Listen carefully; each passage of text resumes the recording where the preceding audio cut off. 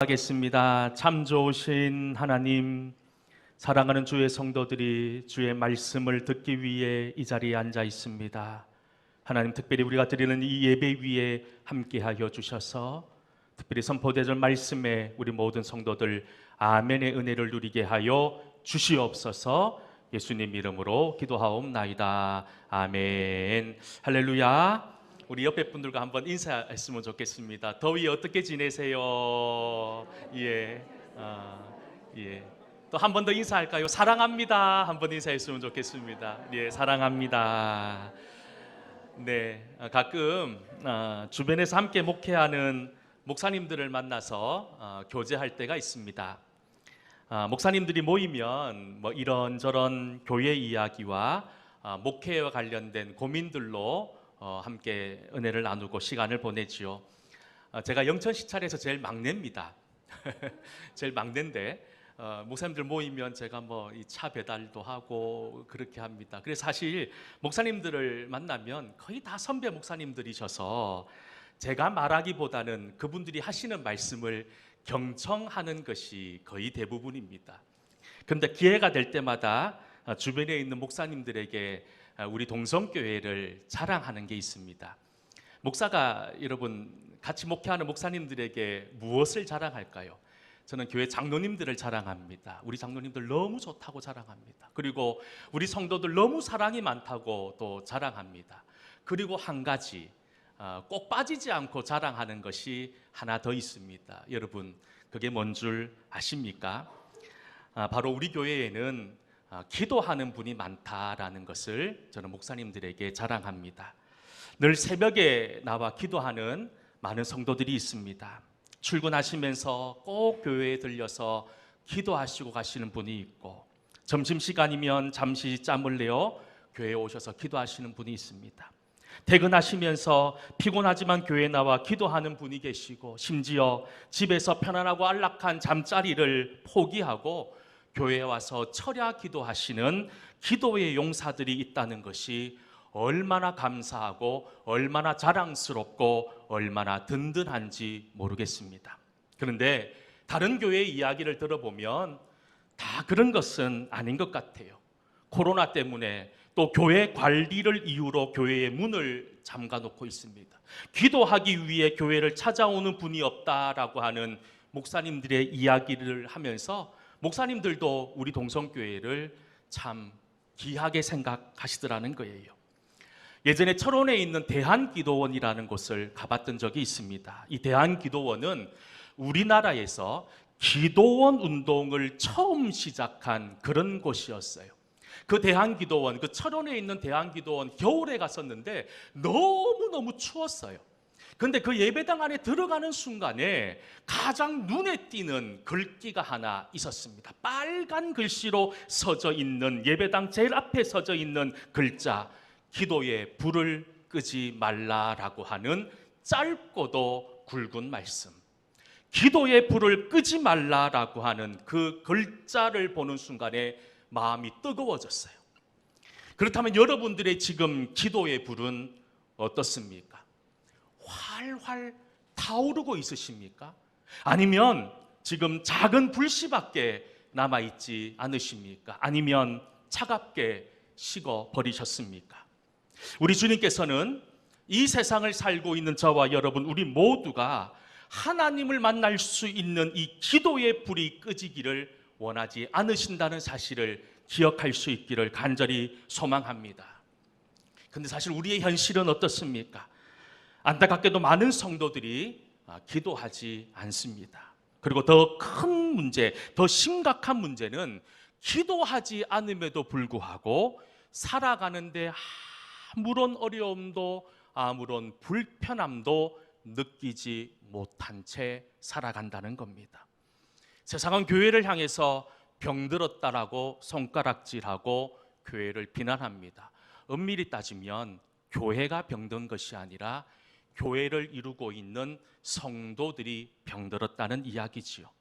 여러분, 병들면 어떻게 됩니까? 나의 부족함과 잘못은 보이지 않고 다른 사람의 부족함과 잘못만이 크게 보이기 시작합니다. 병들면요, 교회에 아무리 오래 다녔다 하더라도 지금 드리는 이 예배에 감격이 없는 거예요.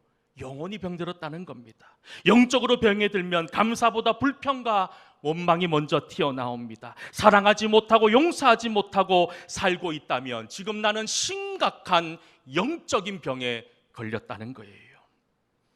의사들이 말합니다. 모든 병의 원인, 만병의 원인은 스트레스라고 합니다. 그래서 이 스트레스를 잘 통제해야지만 병에 걸리지 않는다고 이야기를 하지요. 자, 그렇다면 우리 영혼의 질병, 영혼의 병에는 무엇 때문에 걸리는 줄 아십니까?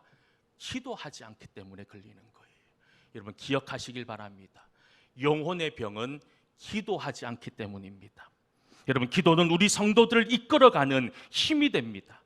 기도는 우리가 이 세상, 이 죄악으로 가득한 세상을 이겨나갈 수 있는 힘과 능력을 우리에게 허락해 줍니다. 뿐만 아니라 이 기도를 통해서 내 삶을 통해 하나님께서 하시고자 하시는 일이 무엇인지를 분별할 수 있는 분별의 은혜도 함께 누리게 된다는 겁니다. 그러니 여러분이 늘 기도해야 된다는 거죠.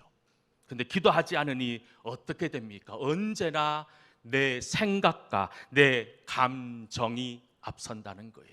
내 수단과 방법이 앞서고 내 소견에 옳은 대로 살아가는 것이 결국 기도하지 않는 사람들의 공통된 특징이라는 겁니다.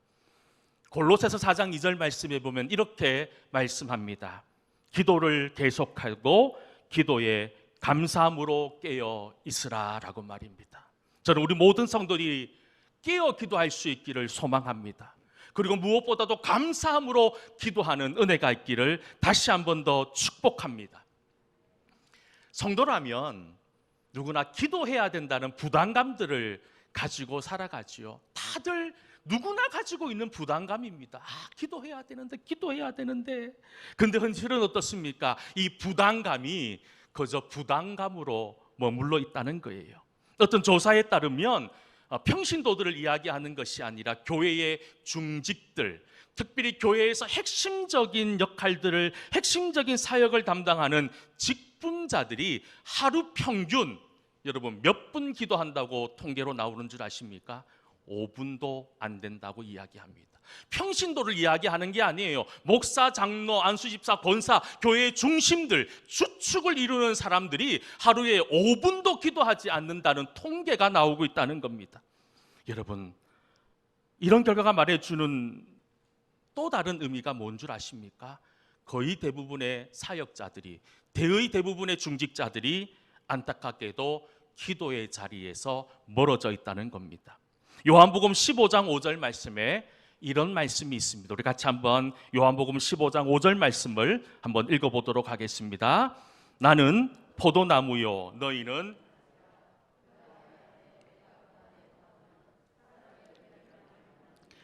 나를 떠나서는 너희가 아무것도 할 수 없음이라. 아멘.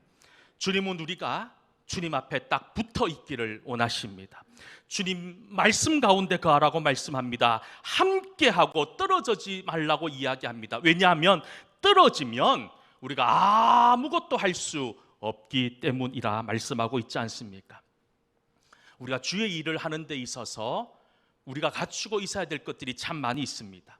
지혜도 있어야 되고요, 능력도 있어야 되고요, 시간도 있어야 되고, 건강도 있어야 되고, 물질도 있어야 합니다. 하지만 우리가 주의 일을 온전히 정말로 하나님이 기뻐하는 방법으로 감당하기 위해서 정말 필요한 것이 무엇이냐? 기도입니다. 기도하지 않으면 앞에서도 말씀드렸지만 내 생각과 내 방법과 내 주장과 내 감정이 여과 없이 드러나는 거예요. 이렇게 해서는 아무리 주의 이름으로 하는 일이라고 하더라도 그곳에는 하나님의 살아계심과 하나님의 의가, 하나님의 역사가 나타날래야 나타날 수가 없다는 겁니다. 결국 여러분, 기도 없이 주의 일을 하다 보면 결국 남는 것은 다툼과 분쟁과 상처밖에 남지 않는다는 거예요. 저는 우리 동성교회 모든 성도들이 어떤 일을 하든지 간에 기도로 시작하고 기도로 끝낼 수 있기를 축복합니다. 우리가 이런 은혜가 있어야 돼요. 기도할 때 주님과 함께 할 수 있고 주님의 인도하심을 누릴 수 있는 것 아닐까요? 자, 그렇다면 왜 우리가 기도하지 못하는 것일까요? 아마 기도하지 못하는 나름대로의 이유들을 다들 가지고 계실 겁니다. 목사님, 너무 바빠서 기도할 수 없어요. 목사님, 너무 피곤해서 기도할 수가 없습니다. 목사님, 몸이 너무 아파서 기도할 수 없다라고 말씀하는 분들이 많으세요. 다 맞는 말씀이에요. 이런 것들이 우리를 기도의 자리로 가지 못하게 하는 방해꾼들이면은 틀림없습니다. 그런데 여러분, 이 시간 우리 한번 스스로에게 솔직해지십시다. 여러분, 정말 시간이 없어서 기도 못하십니까? 정말 피곤해서 기도 못하십니까?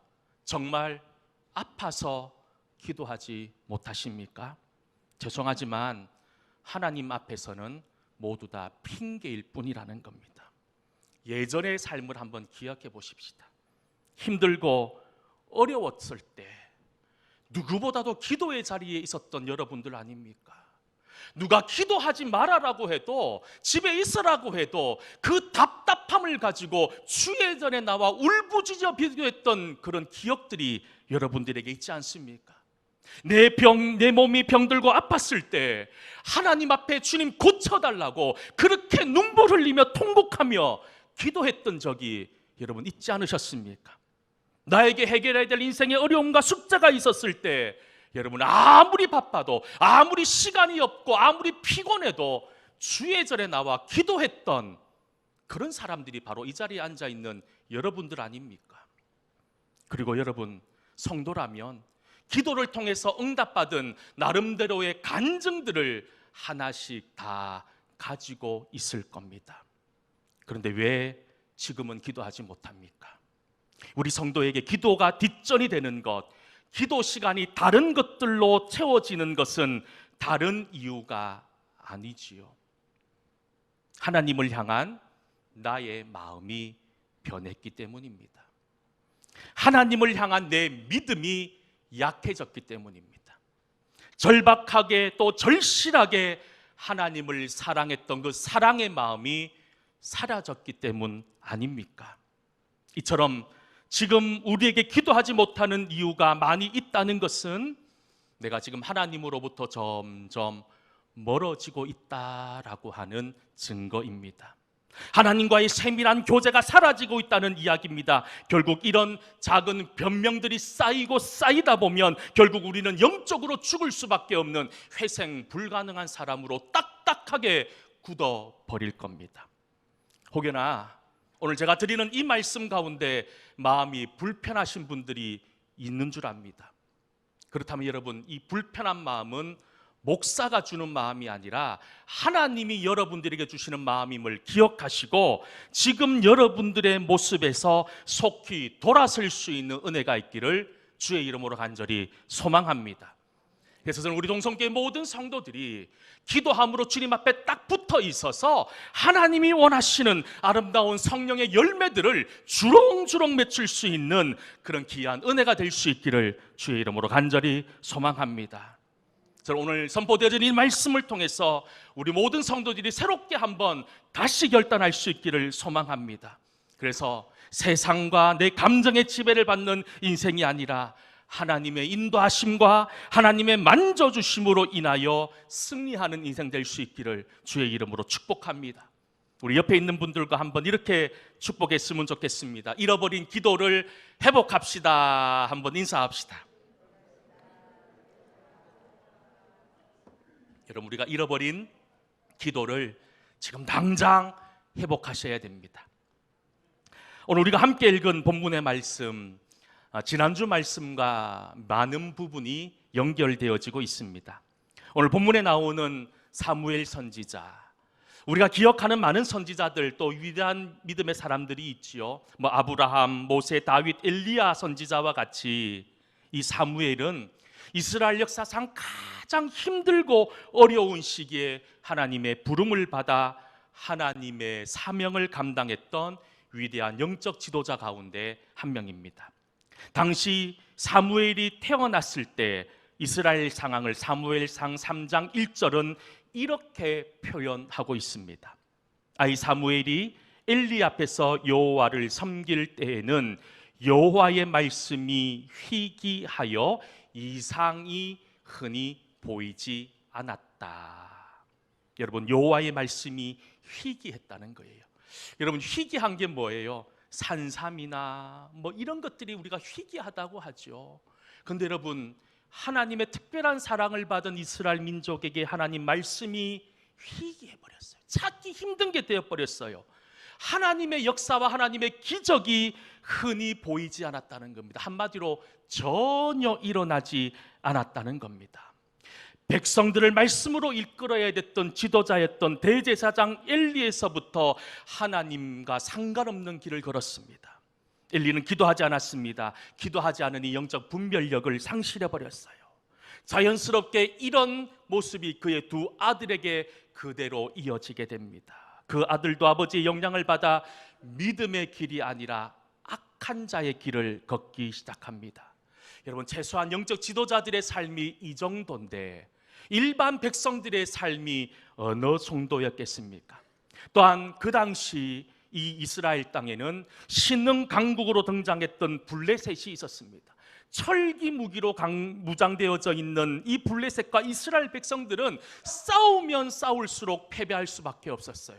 그래서 지난주에도 말씀드렸지만 이스라엘 백성들이 블레셋과의 전쟁에서 늘 패배하니까 그들의 장로들이 머리를 짜내어 가지고 온 결론이 뭐냐 하면 실로에 있는 법궤를 전쟁터에 가지고 오면 이 법궤로 인해서 우리가 이 블레셋과의 전쟁에서 이길 것이라고 하는 소망을 가지고 이 법궤를 전쟁터 한가운데로 가지고 옵니다. 그런데 어떻습니까?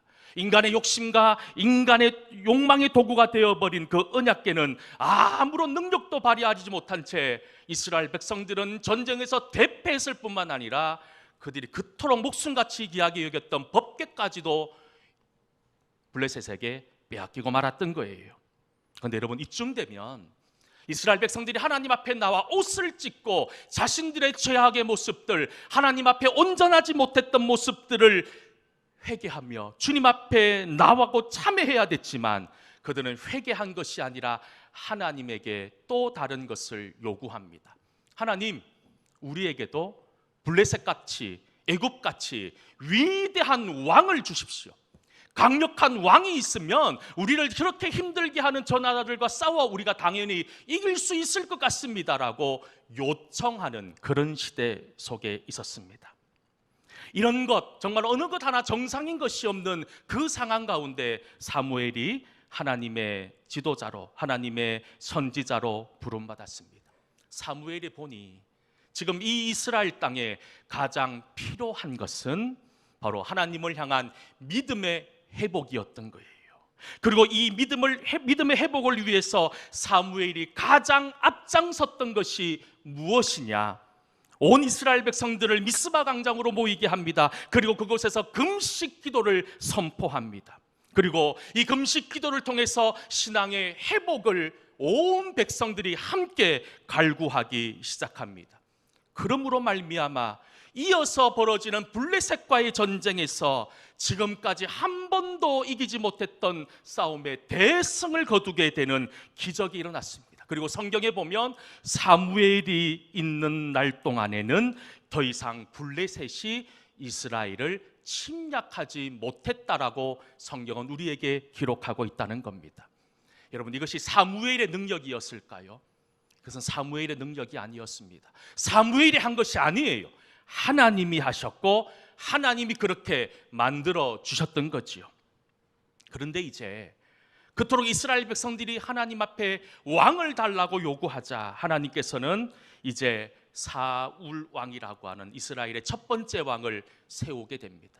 그런데 사실 이제 하나님이 다스렸던 나라가 아니라 인간이 왕이 되었다는 것은 이제 하나님보다 인간의 왕에게 모든 권력과 모든 힘이 집중되기 시작한다는 겁니다. 이제 이스라엘의 초대 왕인 사울 왕을 기름 부어 세운 이후에 사무엘은 이제 역사의 뒤편으로 물러나게 됩니다. 이제 마지막 이 모든 권력과 모든 것들을 넘겨주면서 은퇴하는 자리에서 백성들에게 지금 사무엘이 어떻게 보면 퇴임사죠. 마지막 말씀을 하고 있다는 겁니다. 여러분, 사무엘은 이 마지막 말씀에서 다시 한 번 더 기도의 소중함을 일깨워주고 있습니다. 사울 왕을 비롯한 모든 이스라엘 백성들을 향해서 기도하라고 말합니다. 그리고 그 마음, 그 사무엘의 마음이 그대로 녹아있는 말씀이 바로 23절의 말씀에 나오고 있어요. 우리 23절 말씀을 함께 읽어볼까요? 23절 말씀을 함께 읽어보겠습니다. 나는 너희를 위하여 기도하기를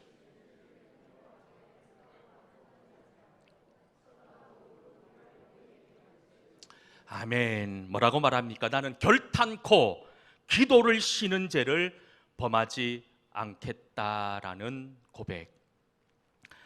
근데 사실 저도 성경을 읽고 여러분들도 성경을 읽어보겠지만 성경 그 어디에도 기도를 쉬는 것이 죄라고 기록되어져 있는 곳은 단 한 군데도 없습니다.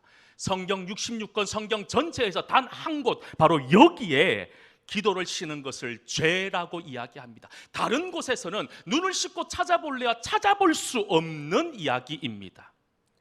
누구보다도 사무엘 역시 성경에 정통했던 사람이었기에 어떤 것이 죄인지를 그 역시 알았던 사람이에요. 그런데 왜 그럼에도 불구하고 그는 다른 곳에는 기록되어지지 않는 기도를 쉬는 것을 죄라고 이야기하고 있는 것일까요? 여러분, 왜 기도를 쉬는 것이 죄입니까? 아마 이 말에 동의하지 못하는 분들이 물론 있을 줄 압니다. 여기서 말하는 죄, 히브리어로 히타라고 하는 단어를 씁니다. 제가 한 번씩 말씀드리지요. 이 죄라고 하는 것은 어떤 군사가 활을 쏘았는데 그 활은 어떤 목적지, 어떤 관역이 있는데 그 관역을 향해 정확히 나아가야 되는데 관역을 벗어나는 것, 이것을 히타라고 이야기합니다. 다시 말해서 관역에서부터 벗어나는 모든 것이 죄라고 성경은 이야기한다는 겁니다. 그렇다면 그 관역이 무엇입니까?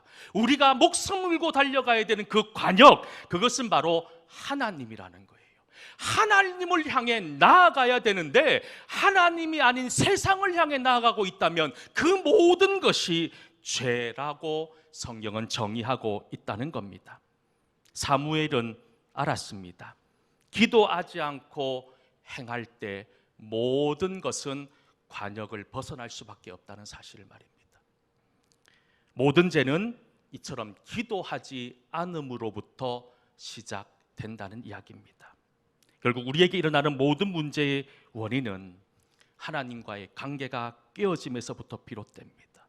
그리고 우리가 죄악길에서 헤매는 이유 역시 기도의 통로가 막혀 있기 때문 아닙니까? 아무리 많이 배우고 아무리 능력이 많고 모든 것을 가진 위대한 사람이라고 하더라도 인간이기에 가지고 있는 연약함과 부족함이 있습니다. 그런데 여러분, 우리는 하나님 말씀 가운데 거할 때 정말 우리는 능치 못할 일을 행할 수 있는 놀라운 능력의 사람이 될 수 있는 거예요. 기도는 이처럼 나의 한계를 인정하는 겁니다. 내 힘으로 안 됩니다. 내 능력으로 안 됩니다. 하나님 도와주십시오라고 하는 나의 한계를 인정하는 것이고, 하나님이시면 모든 것을 할 수 있다는 하나님 전능하신 분임을 고백한다는 거예요. 그러니 반대로 말해서 기도하지 않는다는 것은 내 힘으로 할 수 있다는 거예요. 내 능력으로 충분히 할 수 있다는 거예요. 내 재력으로도 이 정도쯤이야라고 하는 그런, 어떻게 보면 하나님이 가장 싫어하는 교만에서부터 기도는 막히기 시작한다는 겁니다. 여러분, 사람은 누구나 끊임없는 문제 앞에 직면하게 됩니다. 그리고 어떻게든 그 문제를 해결하기 위해서 온 시간과 에너지를 집중합니다. 그런데 이상합니다. 어떤 사람들은 인생의 큰 파도 앞에 맥없이 넘어지지만 어떤 사람은 오히려 그 거대한 파도를 아무것도 아닌 것처럼 넘어서는 사람들도 의외로 많더라는 거예요. 우리 성도의 인생도 똑같습니다. 우리 성도들은 여러 인생의 문제 앞에 하루하루를 허우적거리며 힘들게 사는가 하면, 어떤 성도는 아무리 수없이 많은 어려움이 있다 하더라도 물이 바다 덮음같이 모든 문제를 덮어버리고 넉넉히 그 모든 시험들을 감당해 나가는 그런 인생들도 볼 수 있다는 거예요. 여러분, 어느 인생이든 어느 가정이든 어느 교회든 문제는 다 있기 마련입니다. 그런데 여기서 문제는 기도를 하느냐 기도하지 않느냐로 그 모든 결정이 달라진다는 거예요. 기도가 부족한 인생, 기도가 부족한 가정, 기도가 부족한 교회는 문제 앞에 허우적대는 거예요. 문제 앞에 갈팡질팡 못하는 거예요. 서로 원수가 되어 다투는 거예요. 근데 여러분, 기도가 살아있는 교회는 어떻습니까? 문제가 아닌 하나님의 은혜를 보게 됩니다. 하나님의 살아계심을 보게 되는 것이 기도하는 사람, 기도하는 가정, 기도하는 교회만이 누릴 수 있는 복이라는 겁니다. 여러분, 혹여나 지금 나의 인생 앞에 감사보다 불평과 원망이 가득하십니까? 저는 여러분들이 더 이상 이런 불평과 원망을 사람들 앞에 쏟아내지 않기를 소망합니다. 하나님 앞에 나오십시오. 하나님 앞에 원망하시고 하나님 앞에 불평하십시오. 여러분, 그건 역시 기도입니다. 하나님 앞에 나와 원망하고 하나님 앞에 나와 불평할 때 하나님은 여러분들의 그 답답한 기도의 소리를 들으신다는 거예요. 여러분, 저는 여러분들이 어떤 상황 가운데 있더라도 주님 앞에 나오기를 소망합니다. 그럴 때 하나님이 여러분들을 회복시켜 주시고 치유하여 주십니다.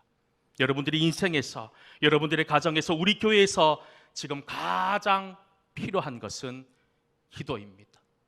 여러분, 우리 모든 성도들, 우리 모두 함께 힘을 합하여 기도의 불을 끄지 않는 그런 귀한 믿음의 은혜가 우리 속에 충만할 수 있기를 주의 이름으로 간절히 축원합니다.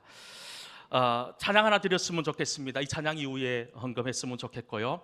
일전에 몇 번 불렀던 찬양입니다. 나는 기도를 쉬는 죄를 범치 않으리. 우리 찬양 하나님께 드렸으면 좋겠습니다.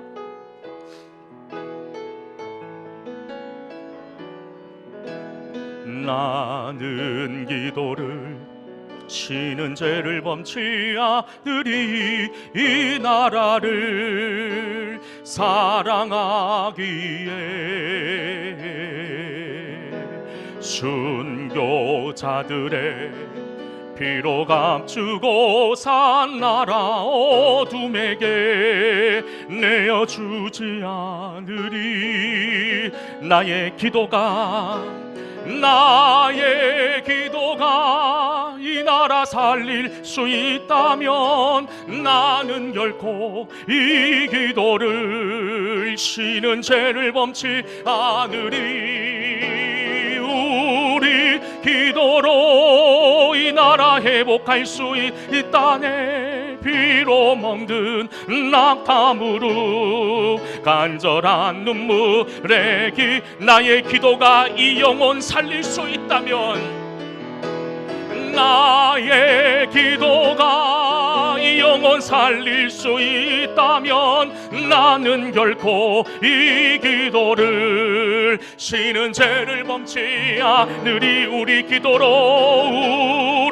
기도로 이 영혼 회복할 수 있다네. 피로 먹든 낙타무릎 간절한 눈물. 다시 한번 고백합니다. 나의 기도가 이 가정 살릴 수 있다면, 나의 기도가 이 가정 살릴 수 있다면 나는 결코 이 기도를 쉬는 죄를 범치 않으리. 우리 이 기도로 이 가정 회복할 수 있다네. 피로 먹든 낙타무릎 간절한. 우리 마지막으로 다시 한 번 더 고백하겠습니다. 나의 기도가 이 교회 살릴 수 있다면, 나의 기도가 이 교회 살릴 수 있다면 나는 결코 이 기도를 쉬는 죄를 범치 않으리. 우리 기도로 이 교회 회복할 수 있다네. 피로 먹든 낙타무릎 간절한 눈물의 기. 우리 이 시간 한번 기도했으면 좋겠습니다. 하나님,